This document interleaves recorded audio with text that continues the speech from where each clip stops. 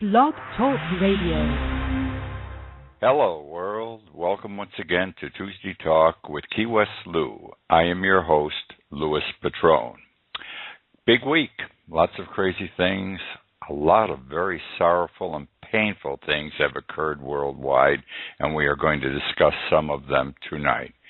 If any of you would like to call in and discuss any of these topics with me or anything else, I would be happy to hear from you. The number is 646-478-5731. I repeat, 646-478-5731. I want to start tonight with Walmart. You know, that big, great store you can go to. You can buy clothes, food, groceries, machinery, get your hair done, anything you need at a very cheap and reasonable price. There are Walmarts not only all over the United States, but all over the world. Walmart is the second largest international corporation in the world. They employ in excess of 2 million people worldwide. Their net profit from operations last year, and when I say net, I mean net, was $15.7 billion. Net profit in 1 year, $15.7 billion. They had the highest net profit of any corporation in the United States. Now, Business Week reported about a month ago that Walmart does not pay its employees a living wage. Not because it's incapable of doing it. A company that, netted $15.7 billion, of course they could afford to pay more than they're paying. They are unwilling to pay a living wage, Business Week said. The average employee earns between $10 and $12 an hour at Walmart's. People who have worked 10, 12, and 13 years at Walmart's earn $10 to $12 an hour. That's the reward for 10, 12, 13 years of loyal service to the company. The Congress of the United States in May issued a report that most employees at Walmart earn $10 an hour. And the reason this report came out is because it also said that since people were not earning enough money, many of the people working for Walmart are at $10 an hour, some of the employees were on public assistance. They were drawing down, I'm talking about welfare and things like that, food stamps, special housing, medical benefits, all entitlement programs, federal entitlement programs, all supported by your tax dollars and mine, and their own tax dollars maybe. But these people had to go on to some form of public assistance while working full-time for Walmart in order to subsist. There is a store in Wisconsin that is a perfect example of what I'm talking about. This one Walmart store in Wisconsin its employees received, who were on public assistance of one form or another, $900,000 last year in public assistance. That's almost $1 million in taxpayer dollars to help Walmart employees get along, because obviously Walmart was not paying their employees enough money. Which brings me to the purpose of the discussion this evening, because everything I've told you thus far, everyone knows. It is nothing new. There is a Walmart store in Canton, Ohio, in the area of Canton and Ohio, that it was announced this past week. This is all new, my friends, what I'm talking to you about. It was announced this past week at the store by Walmart that they had asked their employees, Walmart had asked their employees at this Canton, Ohio Walmart store to participate in a food drive so as canned goods and other foodstuffs could be provided to their fellow employees who might not have enough money to put a proper Thanksgiving meal on the table this year. You heard me correctly. Walmart asked its employees making $10 or $12 an hour to help some other people apparently making $10 or $12 an hour that worked at the same store to bring in canned goods and other foodstuffs because some of their co-employees didn't have enough money to have the big Thanksgiving meal for themselves and their families, and we all have to help each other out. Now, I don't understand this. Walmart, who nets $15.7 billion, could afford to put on the table of those employees at that store and every other Walmart store in the United States, buy them a turkey, give them a bag of yams or potatoes, buy them a pumpkin pie or two. But Walmart didn't do it that way. They asked their employees to help fellow employees. I think this shows an arrogance that's beyond description. I can't comprehend this. Let me tell you something else about Walmart here and why they're so cheap. And that's the only way to describe it. They are cheap. It goes back to the founder of the company. Sam Walton was his name. He started this company in 1962. He died in 1992. He built a hell of a company. They make a lot of money.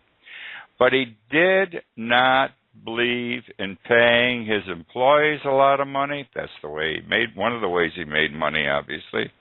And also, he did not believe in giving to charity. This is the significant part of what I'm sharing with you now. He did not believe, even though his company was making a lot of money, he did not believe in giving money to charity. He took the position that he was able to sell goods to the American public cheaper than they could buy anywhere else. By so doing, he made it possible for the American public to live on less money, thereby enriching their lives. Walmart enriched their lives because Walmart made it possible for them to buy things cheaper so they could have more and a better way of life. And he also said, my corporation is not in the business of helping other people. We are not a charity. We're a profit organization. So I think it shows audacity. It shows chutzpah. Is that the term, the Hebrew term, for a company as big as Walmart to say to their employees they're paying next to nothing to, you go out and help your fellow employees who can't put the turkey on the table this Thanksgiving. Bad people. Bad people. Now, this is very sad. Do you think Walmart isn't bad? Walmart's just a disgrace. What I'm going to talk about, I believe I know Greece. I, in the last 1.5 years, have spent more than 2 months in Greece on 2 separate trips, a month, give or take, each time. I traveled around Greece. I was taken by Greece. I talked to so many people I can't tell you. I participated in 2 demonstrations. By participating, I mean I walked around. I wasn't carrying a sign and yelling and screaming, but I walked. I walked with them to see what their feelings were. I talked to cab drivers. I talked to bartenders. I talked to people on the streets. My eyes saw things I have never seen in the United States and hope I will never see in the United States. So, what am I going to talk about tonight about Greece? Something came to my attention this week, and I want to share it with you. I want to bring it to your attention because Greece is in deep trouble.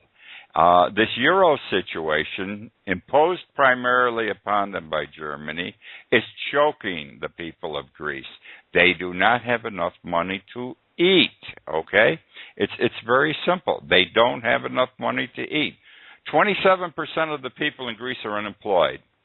60% of those people are between the ages of 20 and 30 years. High unemployment. You know, Germany wants the money paid back because of the euro loans. These austerity programs come into play. Businesses are taxed. The people are taxed some more. Nobody has enough money. Businesses go out of business. People don't have jobs. Fathers cannot feed their families. This is the biggest thing, my friends, in Greece. Fathers cannot put food on the table for their children. Now, I have said, when talking about poverty in recent weeks, that desperate people do desperate things. Desperate people do desperate things. What I am about to share with you is probably the outstanding example of desperate people doing desperate things. The World Health Organization, in a recent report, the World Health Organization said there isn't a trend in Greece, a trend, whereby citizens are infecting themselves, stay with me, citizens are infecting themselves with HIV, the AIDS virus. They're shooting themselves with the HIV, the AIDS germ. And why are they doing it? I mean, why I can't understand. Why in God's name would anybody inject themselves with something that could be a death knell for them? Turns out that if you've got HIV in Greece, under their strange laws, and they have some strange pension laws, you're considered disabled. And you're entitled, and you get paid by the government, a pension of 700 euros a month. Now, 700 euros a month in today's economy in Greece, because everything's cheap there. When I go to Greece, I sleep and eat for next to nothing. Everything is cheap in Greece. 700 euros a month is a king's ransom. That's a lot of money. You can feed a family of 4 or 6 on that. You're not going to eat terrific. You're not going to have prime rib, but at least you can survive fairly decently. So here are fathers and mothers infecting themselves with AIDS in order to get pensioned off by the government, to get the 700 euros a month so they can support their families. Because tied on to the 700 euros is a medical program that the government provides, whereas you get free medical, the free drugs to combat the AIDS. As we know today, AIDS does not necessarily kill anymore. It can be controlled. You've got to take all these drugs, big doses of certain drugs, and you can go on for years. So they give themselves AIDS, take the chance they could die, knowing they're going to get 700 euros, and then they get the medicine that they can take to ward off dying. Desperate people do desperate things. And this is all because of the staggering unemployment in Greece, because of the financial austerity imposed on them by the Euro nations, which is Germany, because Germany's got the money in this thing, and they're the ones that get hurt if they don't get paid back. The first thing I saw that bothered me in Greece was the begging. I had never seen begging like this. I wrote about this, and I spoke about it. I wrote a column on this for Conch Life that I read a weekly article for. I never saw begging like I saw in Greece. This isn't the homeless in the United States. This is begging. People I saw a man without arms or legs. They came and they put him on the curb. I don't know if he was blind or not, but they put a cup next to him. He was begging silently. He couldn't even talk. No legs, no arms. I don't know if he was blind. I couldn't tell. And he just sat there. He rolled there. He was on his back. That's what you see in Greece. That was not uncommon. On the streets of Athens, I saw it. I saw it on the most commercial street of Athens. Then you got people fighting for food. Occasionally, someplace, somehow, the government or somebody comes up with truckloads of food, brings them to a street corner, and everybody rushes up to get a piece of the action. You don't have to pay for it. It's food for the poor. People clawing and fighting to get something. These were proud people who worked and took care of themselves and their families that today are driven to that kind of desperation, that kind of activity in order to claw and fight to get a loaf of bread off of or a bag of potatoes off the back end of a truck. I saw this. Then you have the rise of the Nazi party in Germany. I'm sorry, not in Germany, in Greece. The Nazi party is strong in Greece, and the reason they're strong, they're helping the poor people. All right? You got Hitler's Germany in the making. They got the flag, the black shirts, the swastika, the Heil Hitlers. They got all that stuff going. They believe Hitler was a hero. The people just didn't understand him at the time, but he was a good man. He was helping everyone and helping the world. Now, because of this economic situation, again imposed by the Euro situation, people are infecting themselves with the HIV virus in order to get 700 euros a month from the government to support their families. You've got to believe something's wrong in Greece, and something's bad's going to happen. None of this is bad. I'm telling you, and I've said this before, if there's a third world war, it is not going to start in the Middle East. It's going to start in Europe. It's going to be caused by Germany and the way they're handling the Euro situation, and it could very well start in Greece. Another thing about Greece, suicides. Suicides are up big time in Greece. Think people don't have money. That they're ashamed. They can't feed their families. They did a study, several studies. From 2007 to 2009, suicides were up 17%. 17% in Greece. In the next year, 2010, they were up 25%. And in 2011, not only were the suicides up, but the attempted suicides were up by 40%. Desperate people do desperate things. It bothers me. I'm done with Greece. I got something else that bothers me, if you'll excuse me. I get upset, and I've been saying this for 3 or 4 years. Wall Street, the big banks, they screwed up the economy, the mortgage situation. They gave us the recession and put us into the recession of 2008. Our government, with our taxpayer dollars, with TARP funds, bailed the banks out, and they're still screwing around, making a lot of money. Now we don't have a middle class, we have a 1% and 99%. The 1% are bankers and Wall Street people, primarily. Now, have you heard of anyone who's gone to jail? Any banker or Wall Street person who went to jail for the wrongdoing which occurred, which caused the recession? No way. Not one has gone to jail. A federal judge spoke 2 weeks ago before the Bar Association of the City of New York. Jed Rakoff, U.S. District Court Judge, Manhattan. Powerful man, big big job. That's a powerful job, Federal District Court. And he said what I've been saying, or let me say, whatever he said I agree with, only because I've been saying it for years, and he's right. He said, it's wrong that no one has gone to jail. We bring criminal charges. In the end, only the corporation pleads guilty, never an officer. And under the law, the corporation can't be guilty unless a managing officer or managing agent did something wrong. But we never send anyone to jail. We make the corporation pay a couple of million and now $2 or $3 billion fine, which they can easily afford to pay with the money they're making. No one goes to jail. No one pays for we're talking about someone who did wrong within the corporation. And he said what I have been saying, and that is this.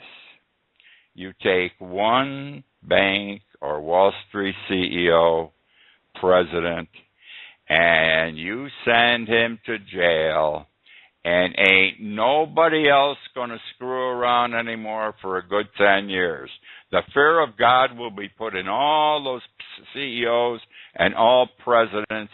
They won't do anything. They won't dare do anything to jeopardize their country club, the money they've got in the bank, their Swiss bank accounts, their money accounts in the Caribbean, their hidden monies, their private jets.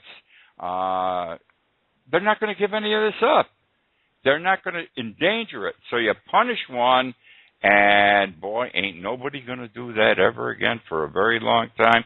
But we don't do it. And why don't we do it? Because our own government, the Obama administration, and I'm a supporter of his, but I'm beginning to question my judgment, have said the banks are too big to fail. It will cause international economic chaos if we let them fail. And then afterwards, our own Attorney General, Holder, said the banks are too big to prosecute. How can a bank who does wrong, breaks the law, be too big to prosecute? They prosecute you or me if we do something wrong, okay? But not a bank. They can do anything short of murder and get away with it. Whereas if you or I did even 1/1000th of what they did, we'd get 20 to 30 years in a federal penitentiary. Someone sometimes sees what's going on and is not afraid to do the right thing. What am I talking about now? We all have credit ratings, and many people have had their credit ratings destroyed as a result of this economic crisis brought on by the banks. Well, Moody is one of those companies that sets credit ratings. And they announced this past week that 4 of the big banks in the United States have had their credit ratings dropped. We're talking about J.P. Morgan Chase, Goldman Sachs, Morgan Stanley, and Bank of New York Mellon. All of them have gone from like an A3 to a BAA1 or an A3 to an A2 or a BAA1 to a BAA2. It's dropped, which means when they go out and borrow money now, they got to pay more money for it. Their interest rate's going to be higher, which means if they ever loan us money again, they're going to charge us a higher rate of interest because of that. We get punished in the end, really, not them. But why did Moody do this? Why did they drop the credit rating of the 4 largest banks in the United States? Because Moody believed that the banks would not receive, in the event there was another economic crisis and the banks needed money, the banks would not receive the same level of government support they had received in the past. In other words, if there's another financial meltdown, the government people won't let them. The government won't put up the money like the TARP funds to bail the banks out. Standard & Poor's did this also back in June. They dropped the credit ratings of J.P. Morgan Chase, Goldman Sachs, and who I think is a real despot in this whole thing, Bank of America. Let's move on to something happy. There is a man in Michigan. God bless him, and God bless America. It's the only way I can put it. His name is Joseph Palmerchuk. Joseph Palmerchuk. It was announced Wednesday, and this is what was announced. He won the Michigan lottery, $1.35 million. God bless him, $1.35 million. The reason I'm talking about him is a few years ago, he won another $1 million in a Tennessee lottery. This year, the Michigan lottery. A few years ago, $1 million in the Tennessee lottery. God blessed him twice. Lightning struck him twice. Isn't it wonderful? Interestingly, is the system he uses when he buys tickets, because of course he was asked by the reporters, "What's your system? How do you know which tickets to buy?" Here's how it works, and I didn't even know this. He doesn't go to the counter and tell the people, "Here are my numbers, give me lottery tickets with these numbers," or just punch me out whatever numbers come out of the machine. There are lottery tickets that the retailers punch in the wrong numbers for, that the customer doesn't buy because that's not the number he wanted, and the retailers call these mistakes, and they put them on the side. He buys the mistakes. That's all he buys is the mistakes. And I have a feeling that millions of people in this country now are going to be asking for and buying the mistakes. But God bless them, $1 million lottery 2 times. It should happen to everyone in this country. While I was talking about Greece, I wanted to talk about something else. I wrote about Greece 4 times, I think. I wrote columns on Greece 4 times for the local newspaper Conch Life that I write for, and about what's happening, the Nazi Party, the begging, lack of food, desperate people do desperate things, and all that sort of stuff. And those 4 articles, they're essays, are in a book that I wrote. I just published this. This book just got published last week. I wrote my first book, The World Upside Down. Essays by Louis Patrone, by Key West Lou. And what they are is, over the years, I've written maybe 300 different stories. Most of them are still in the computer, never got published any place or printed anywhere. I did them for my own self-satisfaction. Some went into the newspaper, some went into Amazon Kindle. I put 30 of them out of 300, a small amount in a book, The World Upside Down. 3 of my Greek stories, my stories on Greece, are in the book. You will find them not only interesting, but devastatingly interesting, because it takes you step by step to show you how we could come to this HIV thing, self-inflicted today, though I don't talk about that because that just came to light. So you might want to get my book. It's on Amazon. You can find it on Amazon.com and BarnesandNoble.com. It's relatively cheap. You can get it as an ebook for $3.95. You can get it as a book, soft cover book for about $14. Buy some, give them away for Christmas presents to your friends. It is good reading, not because I wrote it, well, maybe because I wrote it. I know I like it, and I know people like what I write that read that stuff down here in Key West. You will be happy reading it too. So look at it, read it. If you like it, buy for yourself, buy for your friends for Christmas.